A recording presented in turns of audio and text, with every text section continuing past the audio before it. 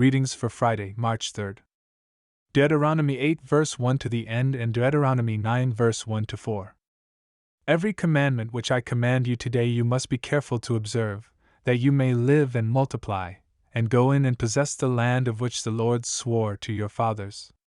And you shall remember that the Lord your God led you all the way these 40 years in the wilderness, to humble you and test you, to know what was in your heart, whether you would keep his commandments or not. So he humbled you, allowed you to hunger, and fed you with manna which you did not know nor did your fathers know, that he might make you know that man shall not live by bread alone, but man lives by every word that proceeds from the mouth of the Lord. Your garments did not wear out on you, nor did your foot swell these 40 years. You should know in your heart that as a man chastens his son, so the Lord your God chastens you. Therefore you shall keep the commandments of the Lord your God, to walk in his ways and to fear him. For the Lord your God is bringing you into a good land, a land of brooks of water, of fountains and springs, that flow out of valleys and hills, a land of wheat and barley, of vines and fig trees and pomegranates, a land of olive oil and honey, a land in which you will eat bread without scarcity, in which you will lack nothing, a land whose stones are iron and out of whose hills you can dig copper. When you have eaten and are full, then you shall bless the Lord your God for the good land which he has given you. Beware that you do not forget the Lord your God by not keeping his commandments, his judgments, and his statutes which I command you today, lest when you have eaten and are full, and have built beautiful houses and dwell in them, and when your herds and your flocks multiply, and your silver and your gold are multiplied, and all that you have is multiplied, when your heart is lifted up, and you forget the Lord your God who brought you out of the land of Egypt, from the house of bondage, who led you through that great and terrible wilderness, in which were fiery serpents and scorpions and thirsty land where there was no water, who brought water for you out of the flinty rock, who fed you in the wilderness with manna, which your fathers did not know, that he might humble you and that he might test you, to do you good in the end. Then you say in your heart, my power and the might of my hand have gained me this wealth. And you shall remember the Lord your God, for it is he who gives you power to get wealth, that he may establish his covenant which he swore to your fathers, as it is this day. Then it shall be, if you by any means forget the Lord your God, and follow other gods, and serve them and worship them, I testify against you this day that you shall surely perish. As the nations which the Lord destroys before you, so you shall perish, because you would not be obedient to the voice of the Lord your God. Hear, O Israel, you are to cross over the Jordan today, and go in to dispossess nations greater and mightier than yourself, cities great and fortified up to heaven, a people great and tall, the descendants of the Anakim, whom you know, and of whom you heard it said, who can stand before the descendants of Anak? Therefore understand today that the Lord your God is he who goes over before you as a consuming fire. He will destroy them and bring them down before you. So you shall drive them out and destroy them quickly, as the Lord has said to you.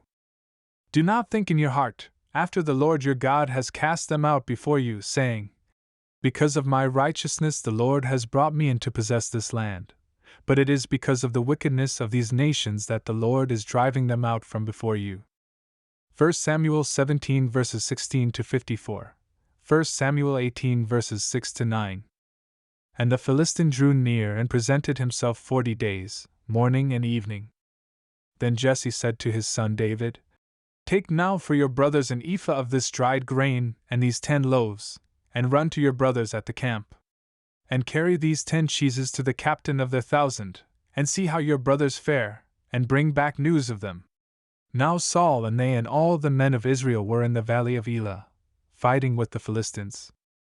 So David rose early in the morning, left the sheep with the keeper, and took the things and went as Jesse had commanded him. And he came to the camp as the army was going out to the fight and shouting for the battle. For Israel and the Philistines had drawn up in battle array, army against army. And David left his supplies in the hand of the supply keeper, ran to the army, and came and greeted his brothers.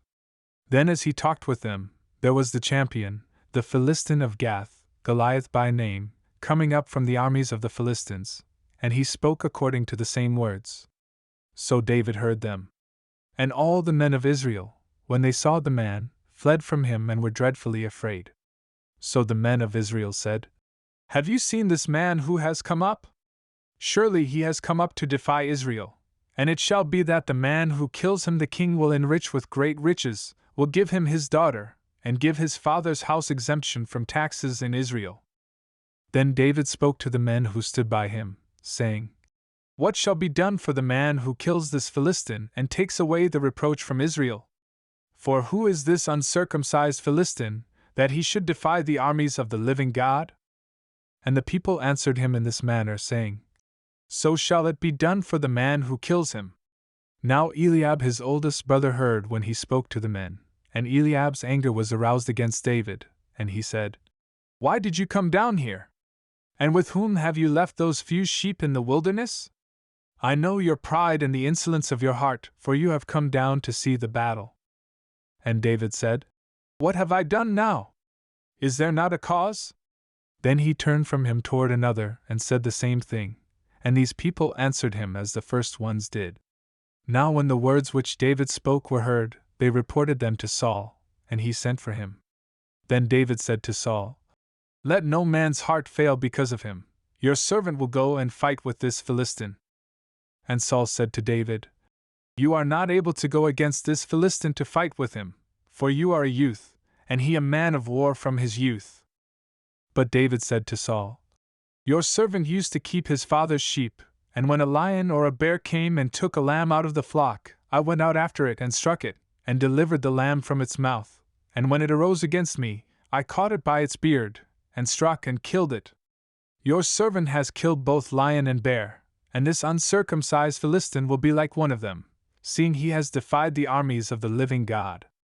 Moreover David said, "The Lord, who delivered me from the paw of the lion and from the paw of the bear, he will deliver me from the hand of this Philistine." And Saul said to David, "Go, and the Lord be with you."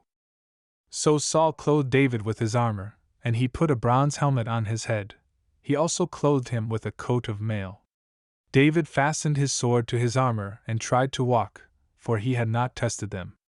And David said to Saul, "I cannot walk with these, for I have not tested them." So David took them off. Then he took his staff in his hand, and he chose for himself 5 smooth stones from the brook, and put them in a shepherd's bag, in a pouch which he had, and his sling was in his hand. And he drew near to the Philistine. So the Philistine came, and began drawing near to David, and the man who bore the shield went before him. And when the Philistine looked about and saw David, he disdained him, for he was only a youth, ruddy and good-looking.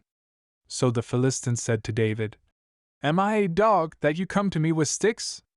And the Philistine cursed David by his gods. And the Philistine said to David, "Come to me, and I will give your flesh to the birds of the air and the beasts of the field." Then David said to the Philistine, "You come to me with a sword, with a spear, and with a javelin. But I come to you in the name of the Lord of hosts, the God of the armies of Israel, whom you have defied. This day the Lord will deliver you into my hand, and I will strike you and take your head from you. And this day I will give the carcasses of the camp of the Philistines to the birds of the air, and the wild beasts of the earth, that all the earth may know that there is a God in Israel. Then all this assembly shall know that the Lord does not save with sword and spear, for the battle is the Lord's, and he will give you into our hands." So it was, when the Philistine arose and came and drew near to meet David, that David hurried and ran toward the army to meet the Philistine. Then David put his hand in his bag and took out a stone, and he slung it and struck the Philistine in his forehead, so that the stone sank into his forehead, and he fell on his face to the earth. So David prevailed over the Philistine with a sling and a stone, and struck the Philistine and killed him. But there was no sword in the hand of David. Therefore David ran and stood over the Philistine, took his sword and drew it out of its sheath and killed him, and cut off his head with it. And when the Philistines saw that their champion was dead, they fled. Now the men of Israel and Judah arose and shouted, and pursued the Philistines as far as the entrance of the valley and to the gates of Ekron. And the wounded of the Philistines fell along the road to Shuraim, even as far as Gath and Ekron. Then the children of Israel returned from chasing the Philistines, and they plundered their tents. And David took the head of the Philistine and brought it to Jerusalem, but he put his armor in his tent. Now it had happened as they were coming home, when David was returning from the slaughter of the Philistine, that the women had come out of all the cities of Israel, singing and dancing, to meet King Saul, with tambourines, with joy, and with musical instruments. So the women sang as they danced, and said, Saul has slain his thousands, and David his 10,000s. Then Saul was very angry, and the saying displeased him, and he said, They have ascribed to David 10,000s, and to me they have ascribed only thousands. Now what more can he have but the kingdom? So Saul eyed David from that day forward. Isaiah 7 verses 1 to 14. Now it came to pass in the days of Ahaz the son of Jotham, the son of Uzziah, king of Judah, that Rezin king of Syria and Pekah the son of Remaliah, king of Israel, went up to Jerusalem to make war against it, but could not prevail against it. And it was told to the house of David, saying, Syria's forces are deployed in Ephraim. So his heart and the heart of his people were moved as the trees of the woods are moved with the wind. Then the Lord said to Isaiah, Go out now to meet Ahaz, you and Shear-Jashub your son, at the end of the aqueduct from the upper pool, on the highway to the fuller's field, and say to him, Take heed, and be quiet. Do not fear or be faint-hearted for these 2 stubs of smoking firebrands, for the fierce anger of Rezin and Syria, and the son of Remaliah. Because Syria, Ephraim, and the son of Remaliah have plotted evil against you, saying, Let us go up against Judah and trouble it, and let us make a gap in its wall for ourselves, and set a king over them, the son of Tabal. Thus says the Lord God. It shall not stand, nor shall it come to pass. For the head of Syria is Damascus, and the head of Damascus is Rezin. Within 65 years Ephraim will be broken, so that it will not be a people. The head of Ephraim is Samaria, and the head of Samaria is Remaliah's son.